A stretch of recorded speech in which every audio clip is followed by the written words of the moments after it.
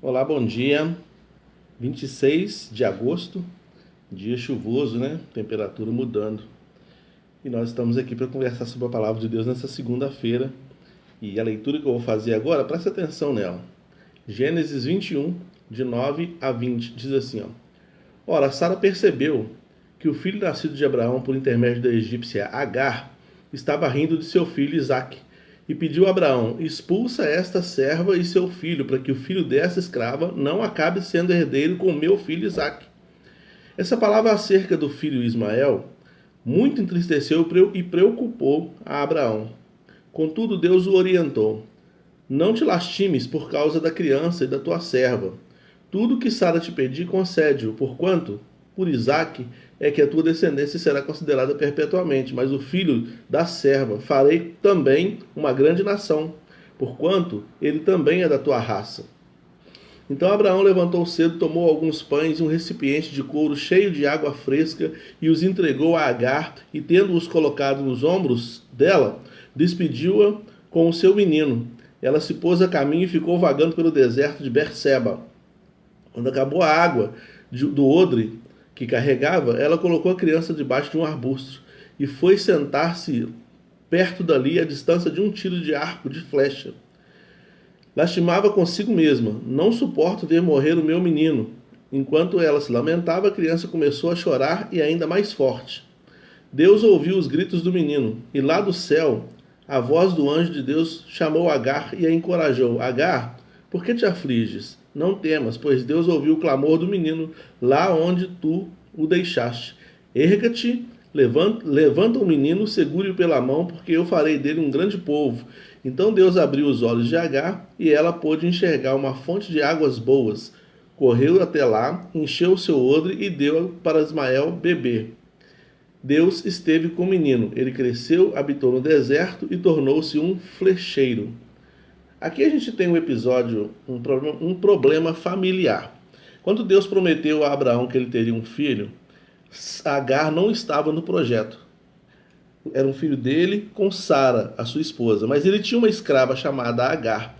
E como Sara era estéril e Abraão também já tinha certa idade, e Abraão calculou: bom, Deus pode me dar virilidade para isso, mas será que ele vai abrir a madre? Será que ele vai fazer a minha esposa, com quase mais de 70 anos de idade, que é estéril ainda por cima, gerar um filho? Então Abraão acabou tendo um filho com Agar, né? A partir de um pensamento de Sara, que falou assim: Abraão, acho que não tem nada a ver comigo não. Tem um filho com Agar, vai dar tudo certo. E ele teve Ismael. Quando esse menino estava na idade mais ou menos de 12 a 13 anos de idade, nasceu Isaque, que é o filho de Sara. E aí, Sara ficou preocupada com isso e falou assim: eu não quero que esse menino Ismael seja herdeiro junto com meu filho Isaque. Eu não quero isso. Manda essa mulher embora. Abraão ficou muito entristecido com isso, mas Deus falou com ele: faz isso que ela falou. Aí ele mandou ela embora. Aí a gente vê a saga de Agar. Agar pega a água, pega o pão, pega o menino, vai para o deserto. A Bíblia diz assim, ó, errante pelo deserto. A vida dela ali acabou. Chegou um momento em que o pão e a água acabaram, então ela se afastou do menino, porque eles estavam correndo risco de serem assaltados, serem mortos, de serem devorados por alguma fera, algum animal do deserto. Então ela deixou o menino longe, ficou longe dele, e o menino começou a chorar e começou a orar. E o anjo então ouviu e veio para receber, através da oração do menino, o anjo veio então e socorreu a ambos, né? Primeira coisa que a gente vê aqui é o seguinte: quando uma coisa não está no plano original de Deus, ela dá errado. Aquilo que não está no plano original de Deus. A Bíblia diz que a vontade de Deus é boa, perfeita e agradável.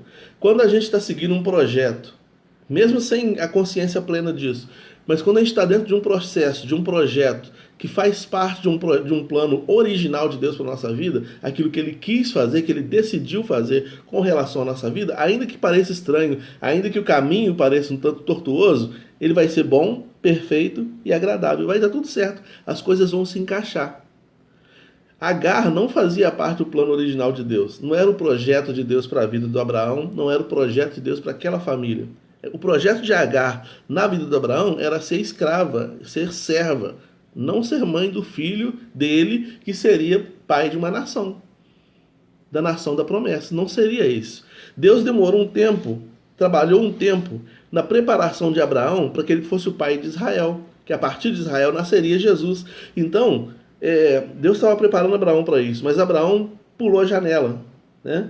Ele decidiu pegar um atalho, ele decidiu fazer uma coisa diferente de um projeto original de Deus. E aí deu problema, deu a briga entre Sara e Agar, que acabou nessa separação.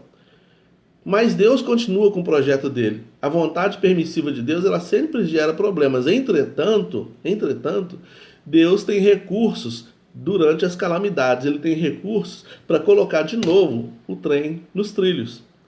Só que aí virou um problema eterno, né? Aí a gente vai ver um pouquinho mais para frente, se você não sabe, vai ficar sabendo hoje.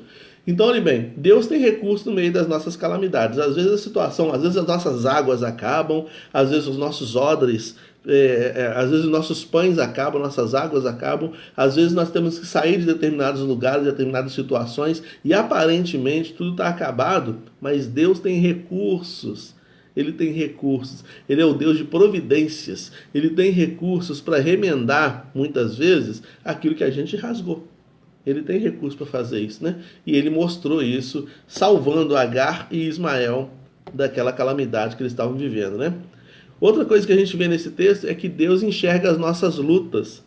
Talvez você esteja aí no cantinho do seu quarto, às vezes no cantinho da sua cama aí, chorando e lamentando alguma coisa que esteja acontecendo, ou vivendo uma situação que você acha que ninguém está se importando, ninguém está percebendo o que está acontecendo. Entretanto, Deus está vendo. Agar estava tão cega de tristeza que ela não conseguia perceber nada.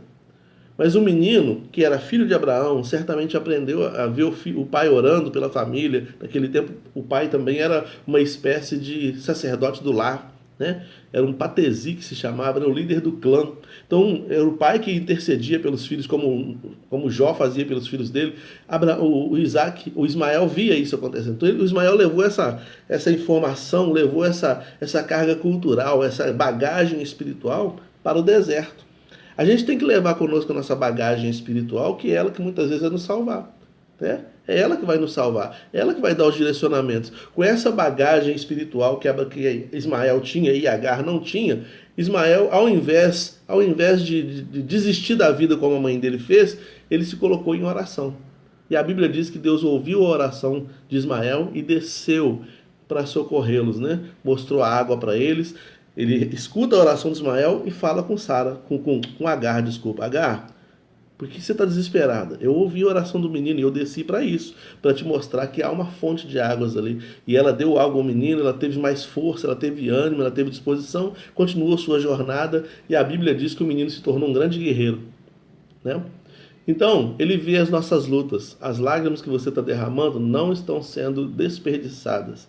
Ela está sendo recolhida pelo anjo do Senhor, que está vendo as suas lutas. A gente vê isso também em Apocalipse, parece que 21, fala sobre isso. Um anjo que tinha nas suas mãos um incensário com as orações dos santos, se apresentando como um cheiro suave diante do altar de Deus. Creia nisso, né? A gente está lidando com Deus que conhece a nossa estrutura, que conhece a nossa história, que conhece a nossa vida, né? Deus é socorro bem presente nas angústias, e nesse texto a gente vê isso.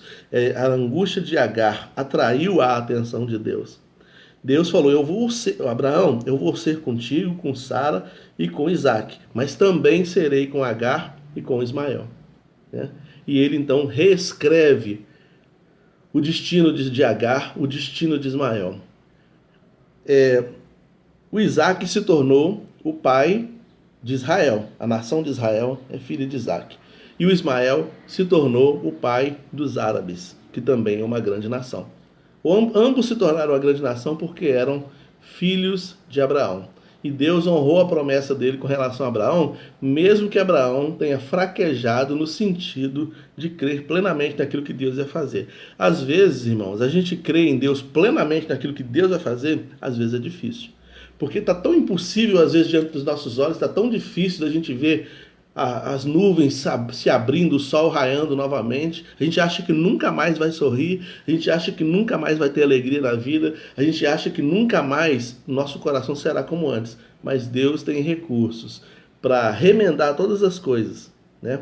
Remendar todas as coisas. Mesmo que a gente muitas vezes não fique no projeto original de Deus, aquilo que Ele prometeu pra gente, aquilo que Ele prometeu com relação à nossa vida, Ele vai cumprir. Não porque nós somos bonzinhos, não porque há justiça em nós, não. É porque Ele prometeu. E a Bíblia diz assim, Ele não pode negar-se a si mesmo. Eu prometo alguma coisa para as minhas filhas e muitas vezes pode acontecer de eu não cumprir. Às vezes eu prometo e não consigo cumprir porque eu não conheço as intenções do coração. Eu vejo as reações, mas as intenções não. Deus conhece as intenções e Deus antevê o futuro. Então, por causa disso, quando Ele faz uma promessa, Ele não faz uma promessa baseada naquilo que Ele está vendo. Ele faz uma promessa baseada na sua presciência, na sua onisciência, na visão que Ele tem que a gente não consegue ter. Entende? Então Ele cumpre, ainda que a gente não consiga ser fiel totalmente àquilo que Ele fez. Paulo fala sobre isso. Paulo fala, se formos infiéis, Ele permanece fiel, porque Ele não pode negar-se a si mesmo. Então, nós cremos num Deus de providência. E Ele entrou com providência na vida de Agar e de Ismael. E Ele também vai entrar com providência na sua vida, meu irmão. Não sei qual situação você está vivendo, não sei se você está vivendo alguma situação, seja ela qual for, não sei se você está vivendo alguma situação, mas eu sei que o Deus que a gente crê, Ele conhece nossa vida, Ele tem projetos, Ele tem planos que não podem ser frustrados, ainda que a gente não consiga, por causa das nossas fraquezas e limitações, ser exatamente aquilo que a gente gostaria de ser. Mas Ele permanece sendo aquilo que Ele é. Ele não conta com a nossa perfeição. Não conta, Ele só conta com a nossa obediência. E em cima dela, Ele vai trabalhando. Ele sabia que as intenções do coração de Abraão eram as melhores.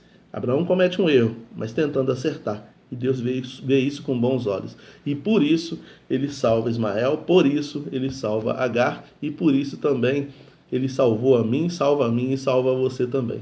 Tá bom? Deus te abençoe, que nesse dia 26 aí, seu dia seja abençoado, a sua semana seja repleta das provisões daquele que tudo vê, tudo conhece e que nos ama de forma incondicional. Renata de Carvalho, um grande abraço. Luzia, um grande abraço. Carlinha, também um grande abraço. E todos vocês que estão aí, Deus abençoe.